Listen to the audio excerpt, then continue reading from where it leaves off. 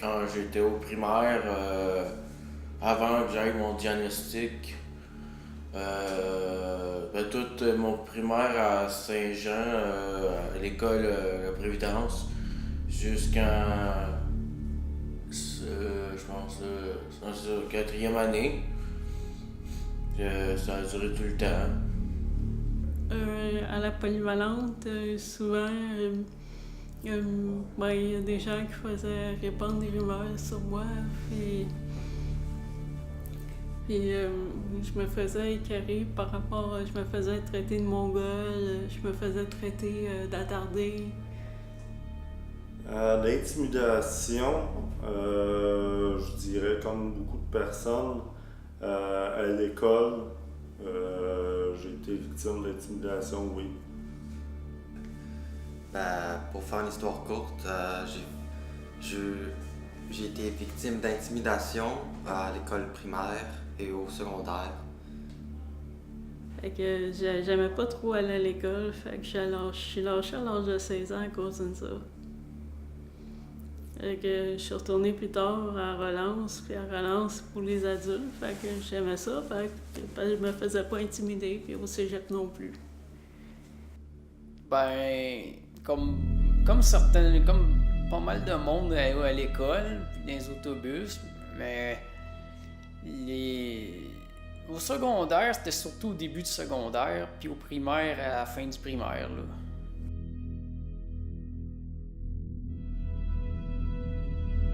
Oui, tout le monde le sait dans la famille.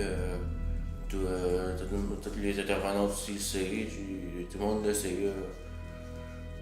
Ma mère, des intervenants à l'école, des choses comme ça.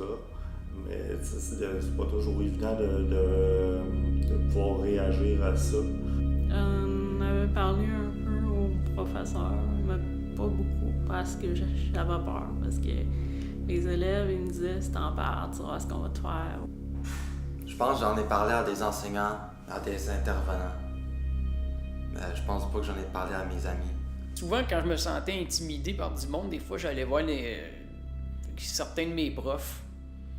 Je demandais de l'aide surtout à certains de mes profs, que je savais que ces intimidateurs-là, ils avaient à être dans mes cours avec moi. Fait que...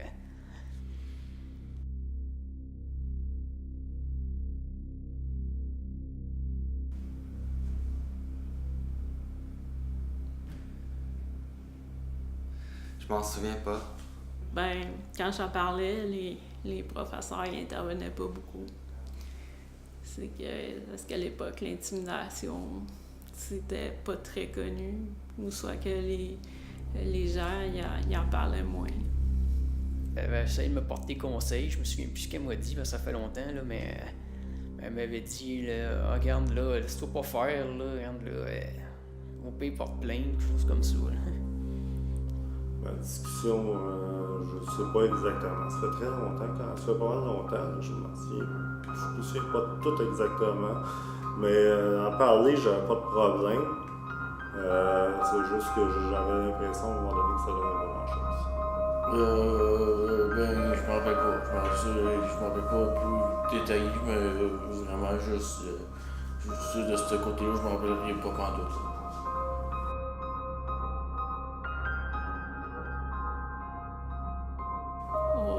Pas eu beaucoup de changements, puis Non, c'est juste que j'ai changé d'école.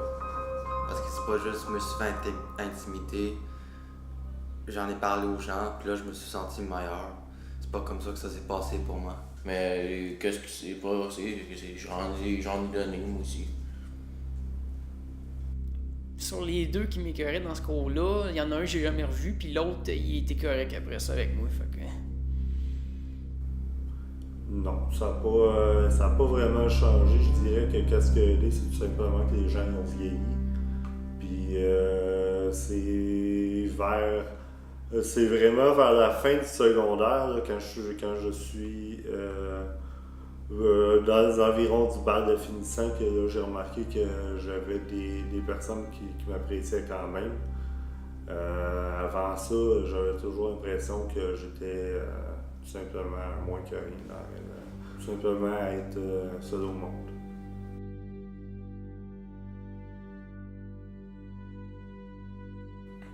il y avait un gars, je sais pas ce qui est arrivé, il m'avait dit une niaiserie que j'avais pas aimé.